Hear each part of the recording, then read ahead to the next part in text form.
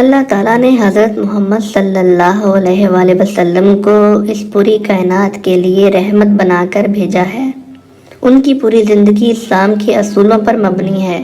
اللہ تعالیٰ نے جو کتاب قرآن مجید ان پر نازل کی ہے وہ قیامت تک محفوظ رہے گی، اور اس میں سے تعلیمات اللہ تعالیٰ نے اپنے بندوں کو دی ہیں۔ اس کا عملی جامہ حضرت محمد صلی اللہ علیہ وآلہ وسلم نے اپنی زندگی میں پیش کیا ہے۔ حضور اکرم صلی اللہ علیہ وآلہ وسلم کی پوری زندگی اسلام کی تعلیمات کے مطابق ہے۔ ان کی زندگی سے ہمیں رہنمائی ملتی ہے کہ ہم نے زندگی کس طرح سے گزارنی ہے۔ اگر ہم ان کی اطاعت کریں گے تو دنیا آخرت دونوں میں کامیابی حاصل کریں گے۔ اسلام آنے سے پہلے خواتین کے ساتھ بہت برا سلوک کیا جاتا تھا۔ انہیں زندہ رہنے کا حق نہیں دیا تھا، لیکن اسلام نے زندہ رہنے کا حق دیا۔ ان کے کچھ حقوق اور فرائض کا تعین کیا، جس کے بعد عورتوں کو معاشرے میں ایک مقام ملا۔ دوستو، آج ہم آپ کو حضور اکرم صلی اللہ علیہ وآلہ وسلم اور حضرت عائشہ کے رشتے کے بارے میں بتائیں گے کہ حضور اکرم صلی اللہ علیہ وآلہ وسلم کس نام سے انہیں بلاتے تھے، جس سے معلوم ہوتا ہے کہ اپنی شریک حیات یعنی کہ اپنی بیوی کو کس نام سے پکارا جائے، یعنی کہ اس کے نام کے علاوہ کسی اور نام سے اسے پکارنا جائز ہے یا نہیں، اور اگر جائز ہے تو حضور اکرم صلی اللہ علیہ وآلہ وسلم حضرت عائشہ کو کس نام سے پکارتے تھے۔ اگر حضور اکرم صلی اللہ علیہ وآلہ وسلم حضرت عائشہ رضی اللہ تعالی عنہ کو کسی نام سے پکارتے تھے تو اس سے معلوم ہوتا ہے کہ اگر ہم بھی اپنی شریک حیات کو کسی نام سے پکارتے ہیں، کوئی ایسا نام جو پیار کے طور پر رکھا جائے، پیار کی علامت ہو، تو اس وجہ سے ہم ایک سنت کام کر رہے ہوتے ہیں، جس کا ہمیں ثواب بھی ملتا ہے۔ دوستو، حضور اکرم صلی اللہ علیہ وآلہ وسلم اور ام المؤمنین حضرت عائشہ رضی اللہ تعالی عنہا کی زندگی ہمارے لیے ایک بہترین نمونہ ہے۔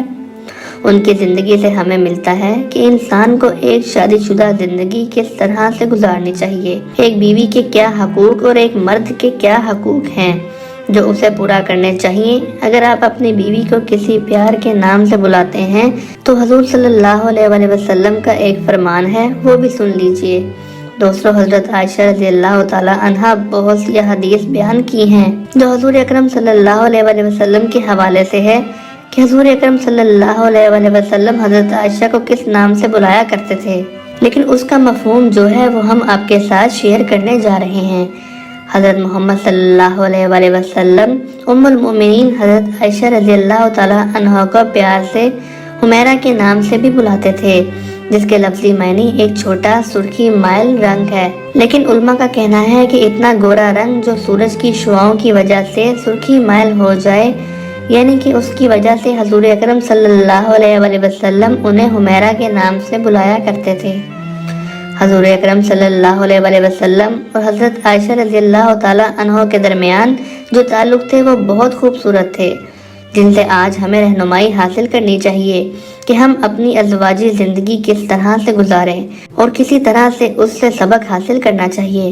دوستو، ام المؤمنین حضرت عائشہ رضی اللہ تعالی عنہ فرماتی ہیں کہ رسول اکرم صلی اللہ علیہ وآلہ وسلم کی خوش مزاجی کو دیکھتے ہوئے میں نے رسول صلی اللہ علیہ وآلہ وسلم سے گزارش کی کہ اللہ کے رسول صلی اللہ علیہ وآلہ وسلم میرے لیے دعا فرما دیجئے، تو آپ صلی اللہ علیہ وآلہ وسلم نے دعا فرمائی، یا اللہ حضرت عائشہ رضی اللہ تعالی عنہا کے پچھلے اور اگلے ظاہری اور باطنی گناہ معاف فرما دے۔ یہ سن کر حضرت عائشہ خوشی سے ہنسنے لگی۔ رسول اکرم صلی اللہ علیہ وآلہ وسلم نے فرمایا، کیا تمہیں میری دعا نے خوش کر دیا؟ حضرت عائشہ نے جواب دیا کہ میں آپ کی دعا پر کیسے خوش نہ ہوں، کیا مجھے آپ کی دعا کیسے خوش نہ کرے؟ تو رسول اکرم صلی اللہ علیہ وآلہ وسلم نے فرمایا، اللہ کی قسم بے شک میری یہ دعا ہر نماز میں تیری پوری امت کے لیے ہے۔ دوستو، اس حدیث مبارکہ سے جو چیز معلوم ہوتی ہے وہ آپ کو بتاتے ہیں کہ حضرت عائشہ رضی اللہ تعالی عنہ کی فضیلت بلند مقام اور رتبہ معلوم ہوتا ہے۔ حضرت عائشہ کی وجہ سے پوری امت مسلمہ کو حاصل ہونے والی رسول اکرم صلی اللہ علیہ وآلہ وسلم کی عظیم دعا کی خبر بھی ملتی ہے۔ ایسے بہت سے واقعات ہیں جو حضرت عائشہ کے ذریعے ہم تک پہنچتے ہیں۔ دوستو، اچھی بات شیئر کرنا صدقہ جاریہ ہے، زیادہ سے زیادہ شیئر کریں۔